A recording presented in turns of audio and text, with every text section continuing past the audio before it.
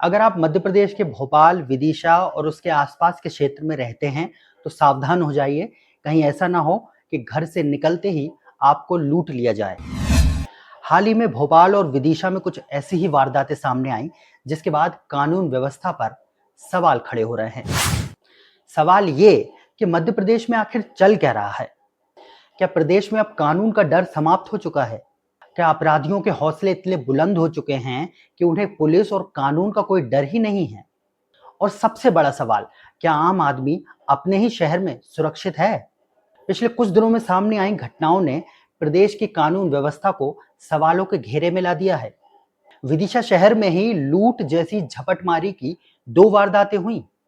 सुबह के करीब 6:30 बजे बालाजी एवेन्यू कॉलोनी में रहने वाली विनीता गोयल सुबह रोज की तरह सैर करने अपने घर से बाहर निकली, लेकिन उन्हें क्या पता था कि कुछ ही पलों में उनकी जिंदगी का सबसे डरावना पल उनके सामने आने वाला है। हाथों में चाकू लिए 3 बाइक सवार आते हैं, उनके गले से चेन झपट कर भाग जाते हैं।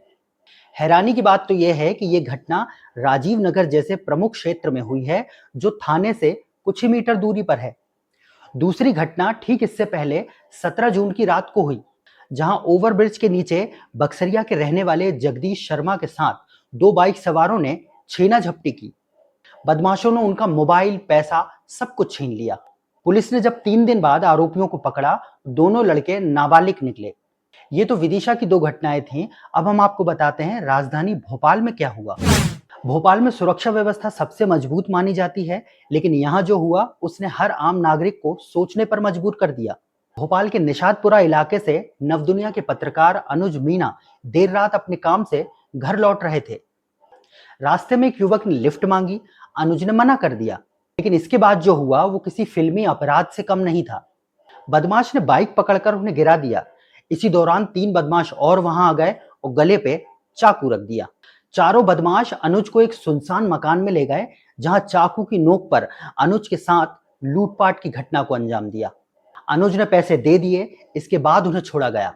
यह सिर्फ एक लूट नहीं बल्कि सुरक्षा व्यवस्था पर बड़ा सवाल है। सरकार कानून व्यवस्था दुरुस्त होने के कितने ही दावे करे, लेकिन लोग पूछ रहे हैं, आखिर अपराधियों में कानून का डर क्यों नहीं दिख रहा है?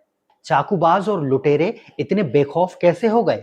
पुलिस की गश्त और खुफिया तंत्र कितना प्रभावी है?